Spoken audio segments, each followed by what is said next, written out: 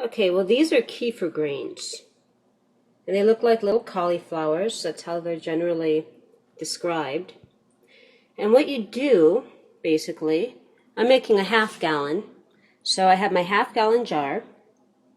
And I take my Organic Pastures milk, raw milk. I prefer raw, but you might not.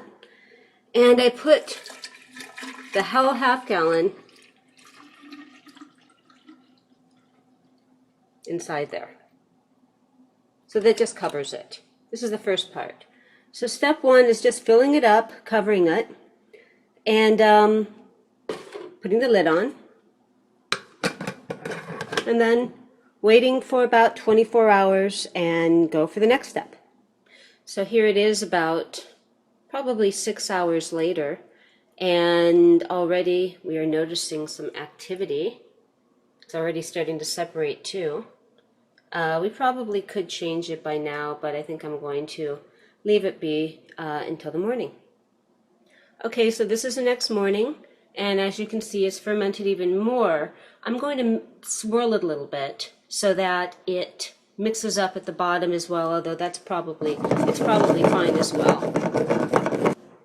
So that was mixing and churning it so that the kefir grains reach the bottom of the jar as well, the milk at the bottom of the jar as well.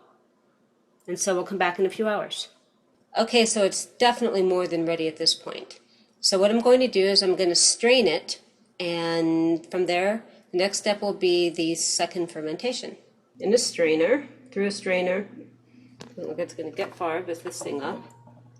But indeed, it's being strained. All that stuff that you see is a combination of the curds, and it's really bubbling, the curds and the whey. And what happens is that the whey is starting to separate from the actual curds. Okay, so this is what the kefir grains look like close up. I don't know how good you're getting that. But those are kefir grains. They kind of look like little cauliflowers. And here it is, the actual kefir itself. You can see it. This is what it pretty much looks like. And then the kefir inside the bowl. Try not to let my shadow get in the way.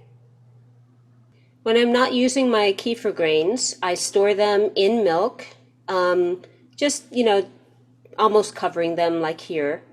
And I probably used maybe 1.5 cups of kefir grains to the half gallon of milk that I used for the kefir that I made. And be aware, kefir does multiply. You'll have a lot of kefir, especially in the summer months. So what you'll want to do is figure out what to do with them. You can give them to friends. You can eat them, but the first time you try it, it might not be very appetizing for you. But you get used to it. They're great for you. They're full of probiotics and the B vitamins and everything else that the kefir is filled with. And now I'm going to pour this into a jug and then put an airlock on top, and then it will be ready for its second fermentation. Okay, this is what's called an airlock, and you can get it at a fermentation store or at a winemaking store, and then you fill it to about right here, line right here, with water, and then it seals in the air, and it allows for a second fermentation to take place. Okay, this is pretty much done. There's the airlock, and this is the result. The whey has separated from the kefir, but you just mix it up, and it is especially nutritious with folic acid, 116% more than in the regular kefir. And also it is filled with vitamin B12, the calcium, everything's intact, and it's just very nutritious. And then right behind there is the harsh crock, and not too long from now, what I'm going to do is describe the process of making fermented vegetables.